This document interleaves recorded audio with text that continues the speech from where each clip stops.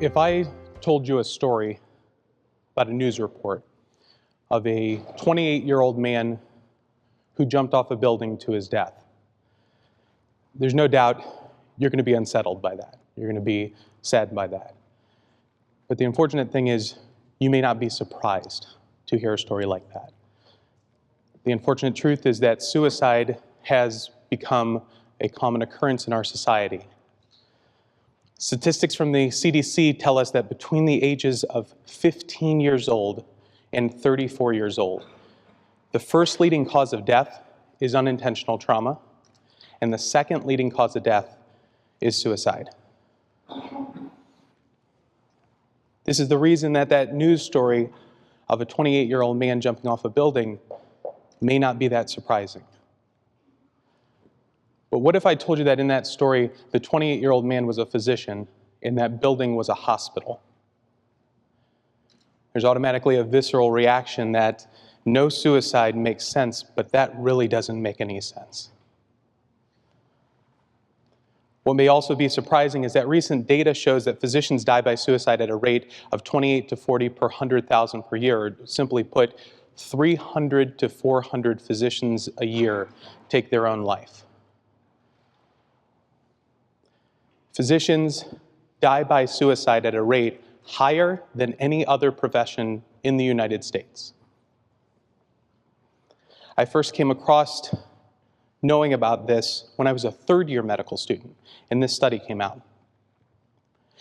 It collected responses from over 2,000 medical students and residents, and it found that 21% of us had mild to moderate or major depression, and 6% of us reported suicidal ideations. The rates were highest amongst fourth-year medical students, and particularly female medical students. As a third-year medical student, obviously this scared me. 6%, that was 10 of my colleagues reported suicidal ideation. I wanted to understand more. I wanted to understand more about suicide, something I wasn't that familiar with. And I came across a concept that placed people on a spectrum of feeling connected to feeling disconnected. Connected with this world, disconnected with this world. And things that happen to them during their life, whether that be problems with money, health problems, legal problems, problems with mental health like depression, marital problems, or problems with substance abuse. None of these things caused someone to take their own life, but it pushed them further down a road of feeling disconnected, feeling non-engaged with the world, feeling that the only thing that they may be able to connect with is the fact that taking their own life may take away these problems. Now, this is what really terrified me as a medical student, because disconnecting yourself is a defense mechanism that we use in medicine to deal with the horrible things that happen to people and the stresses of going through medical school. Just the amount of knowledge that you need to assimilate in 2 short years of the first years of medical school is likened to trying to take a sip of water out of a fire hose.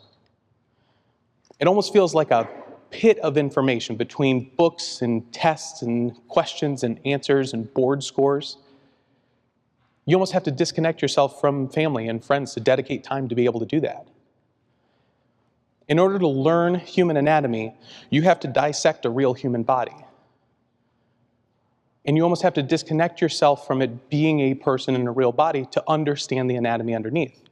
And you physically have to disconnect certain parts of the body to understand how they work. In order to learn about all of the horrible diseases that are out there that you one day may get yourself, or the medications that you may need to be on, you have to disconnect. To learn about all of the horrible things people do to their own bodies and will want to come to you in the future to have them help the things that have been caused by that. You have to make a disconnection. Those small disconnections, coupled with losing sleep and the constant pressure to be perfect, can take somebody in medical school or in practice and lead them to have some really unsafe thoughts. This is Dr. Pamela Weibel. She has dedicated herself to investigating over 1,100 physician suicides. And she's dedicated her career to ending and decreasing the rate of physician suicide. Most recently, she's come out and she said, the most important thing a fellow colleague can do in medicine is to share your story. Let people know the struggles that you've gone through, whether it's a small, simple little problem or a very large emotional and possibly life-threatening struggle that you've had yourself. Let people know that it's okay to share their own stories and their own struggles. So, this is my story. Right now, I am a sports medicine physician at one of the top-ranked medical institutions in the world.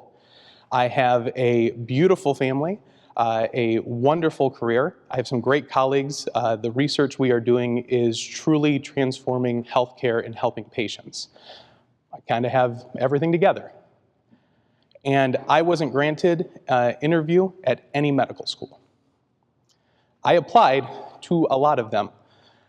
And I didn't get an interview anywhere because, as is standard to say, you didn't look as stellar as we needed to on paper. The only reason I got an interview in medical school is because a friend of mine from undergrad who was interviewing called a school and said, I'm pretty sure I already got into a medical school and I'd like to give up my spot, but only if you interview my friend Dom. Medical schools don't hear this often. They reached out and they said, we'd like to interview you. So I came with all of my stellar scores in hand and threw myself in front of the admissions committee and begged them for a spot. I impressively told them that these scores didn't reflect who I really was and that I would take this opportunity and run with it. And they accepted me. And from that day on, in medical school, I felt like I definitely did not deserve that position. I felt that I had talked my way into it, but that every single person who was in class next to me was a lot smarter than I was. I had a lot of trouble with test anxiety, which I would make myself physically sick. I disconnected myself from my family, from the woman who would one day be my wife. I didn't exercise for a single day for 2 years. I ballooned up to over 300 pounds. I can tell you that I was very disconnected. And I felt very unsafe with the feelings I was having. I can tell you the day that saved my life in medical school was during a class on empathy. Empathy is being able to put yourself in someone else's shoes so you can understand what they're going through. So the exercise was this.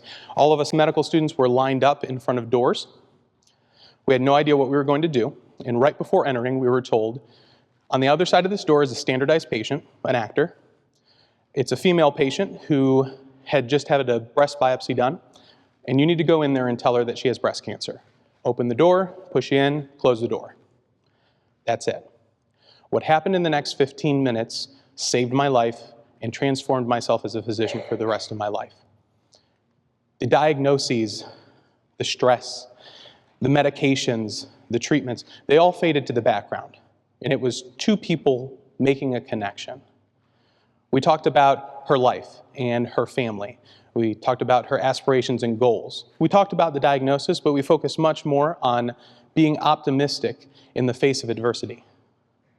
Talked for about 15 minutes and then we were done. Afterwards, she gave me feedback. And this is somebody who's an actor who has done this hundreds of times. And she started to cry. And she said, I hope I never have to get that news. But if I do, I hope it's delivered by a doctor like you. And she had no idea what she really was saying to me to my core. Everything made sense. All of the stress of medical school, all of the disconnection, it finally made sense to me that you have to go through some really hard times in order to understand what your purpose here is. For me, it was going through all of those stresses in order to have the humbled ability to be able to hold somebody's hand when they come into this world, or hold their hand when they exit this world. For me, I became connected by taking care of people instead of diseases. And I do that every single day of my life now. I feel because of this, empathy is the most important skill any physician, medical student, or college student can have. Not because of your ability to treat patients, but because of it keeps you human. It keeps you connected to other people. And that's my story. If you or somebody you know is having struggles with depression, feeling like they're not connected, or feeling unsafe, go to the emergency department or call the National Suicide Prevention Lifeline. And just as importantly, share your story. By just opening up and letting people know that you're making yourself vulnerable and sharing your story, that could give them the courage to share theirs and possibly save their life. Thank you.